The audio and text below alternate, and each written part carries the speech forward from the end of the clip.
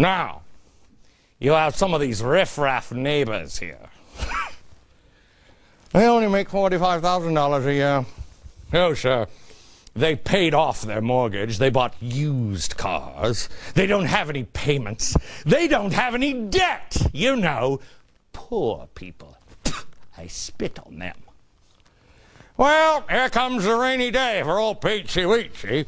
Peachy is, you know, he's in Congress, but who could ever fire Peachy Weechy, huh? He'll be in Congress. Uh-oh. Peachy Weechy lost his job. Why? Because the common man has lost his job too. Oh boy. Now the way Pete sees it, the richest person on the block is him. You know, the guy with a sports car and a boat and the nicest house is great. But what happens when Peachy Weechy loses his job? And so does this person. Now what to do? Well, it's a good thing I'm a thinker. You know what I'm saying? Because the richest person on the block happens to be, yes, say it with me, this guy. Why, Peter? Go ahead, say it, Peter. They don't have lots of stuff, that's what you're thinking. But gee, Mr. Beck, they don't have a lot of stuff. This guy's rich because he's got a lot of stuff. Yes, yes, Pete. Yes, I know. That's the way you Harvard-educated boys think. But see, here's the problem. He doesn't own any of this crap. No. So the bank comes and takes his house. Yeah, and Pete's outside crying by his sports car, going, I want my sports car, help me with my sports car. But the bank takes that too. And then Petey has no house, no car. Credit card companies breathing down his neck. Income is slashed. Life changes for Peachy Weechy. Oh, I could dream, can't I? Yeah. Meanwhile, the poor person has their house because they didn't owe anything. You see? Now it's the same, Peter, with the federal government. If IRS returns drop, that means people aren't making money, so they can't pay taxes. Well, the government could do what this guy could have done. Just take out more loans to make up for the shortfall. But in the end, house is gone.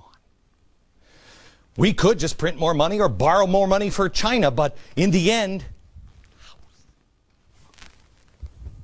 See, Pete, that's not more wealth. No. We just held off the inevitable. But then again, I'm not a doctor like the great statesman and... Oh, wait a minute. Oh, boy. Pete's not a doctor either. And, oh, I almost forgot. I am Pete. Oh, boy. Look, here's the thing. It doesn't take a doctorate to read history. And it's not hard to see that we're repeating the same mistakes of the past. What are we repeating? Pete, pay attention. The 1930s. This is fascinating when you look at history. The Dow appears to be repeating the same pattern seen during the Great Depression. Here it is. There's the crash of 1929.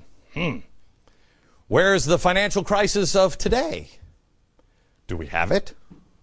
Uh-oh. Uh-oh, kind of looks the same. Now it's starting to come back down again. Oh boy. You see, there was a brief recovery period. Very brief recovery period. 1930, July 8th, 1932. What happened? First there was the crash of 1929, and then it crashed again, 1932. The Dow bottomed out, closing at 41.22, 89% drop from its pre-crash high. Got it? Well, let's see what happened here. The Dow Jones in 2008, October, the stock market plummet, 2,400 points in 9 days. So what did we do?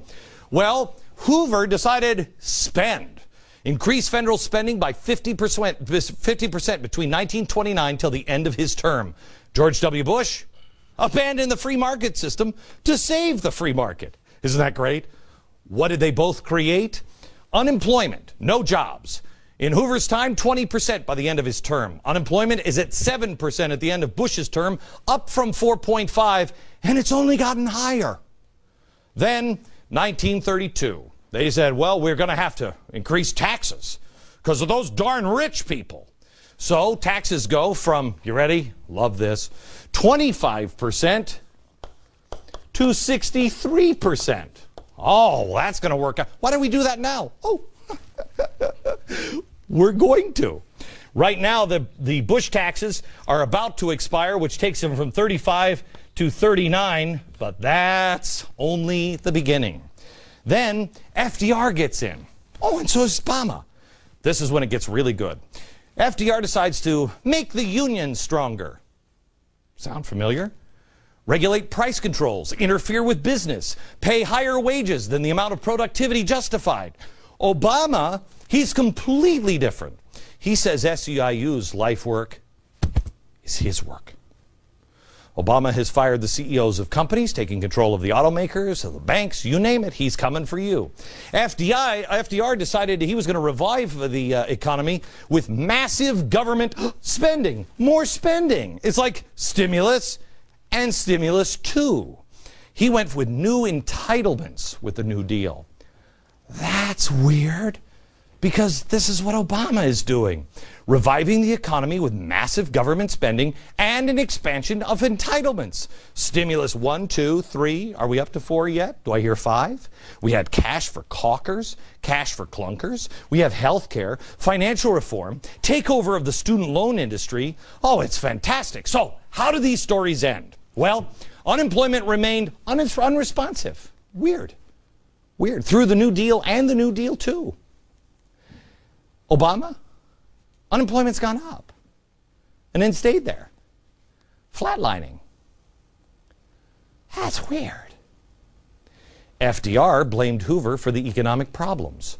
Obama blaming Bush for the mess that he has to mop up. In 1935, the Supreme Court struck down the NRA and the 1936 AAA, that's the Agricultural Adjustment Act, and others. Today, 60% of Americans want a repeal of health care. Will the courts follow through? So it was a nightmare. But it's the same thing. Crash, spend, no jobs, tax, unions, spend more, courts. Then the people gained sense. 1946, there was a successful GOP campaign. Had enough. That's all they asked. Had enough? Today, the Tea Parties are doing the same thing. They're issuing the universal plea, stop spending. Well, we've followed Hoover and FDR almost step by step. We're going to the bottom. Again, are we going to extend the slump just like FDR did? Understand there's a few critical differences between the 1930s and today. You could spend in the 1930s. It didn't work, but you could. You could spend and you might make a difference because the country had manufacturing. We could build ships, planes, tanks, refrigerators. We could build stuff. Now, no, we don't have those plants anymore. Number 2, our citizens didn't have crippling debt. And 3, in 1946, we had money as individuals to spend. Our grandparents saved their money. Maybe we could get somebody really smart, like Beat Stark, to explain the differences to us. Oh, I forgot it was really smart people like Beat Stark who got us into this mess. Oh. Back in a minute.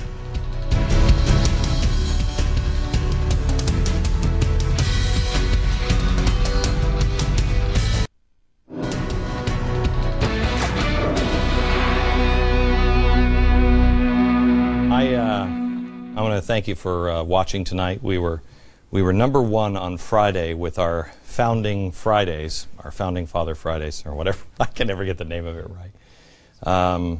It's amazing how people paint this audience as stupid, uneducated, and yet you buy more books than anybody can possibly imagine. We set records. Every time we talk about a book on this program, it goes through the roof. Our Founding Fridays, every time we do one, higher ratings than the week before. And yet you don't know anything about history. It's amazing. Now we're talking about the economy and it's not turning around. Well, why would we be surprised that we're repeating the mistakes of the past? We're following the advice of progressives. This summer on this program, we are going to do the summer of restoration. We have to learn from history. Now, I have been reading, it's amazing because I have something called the, the Insider Extreme at glennbeck.com, and I added a new feature. It's Beck University. We call it that because it drives people crazy. It includes lectures, a series of lectures from just really bright minds. Right now, we're talking about faith, hope, and charity. We have David Barton. We have it's great stuff. Starts tomorrow. We have to protect our country's future by learning from the past. Go to glennbeck.com/extreme and find out more. The one thing we know is that borrowing money does not make you wealthier. It means you're more in debt.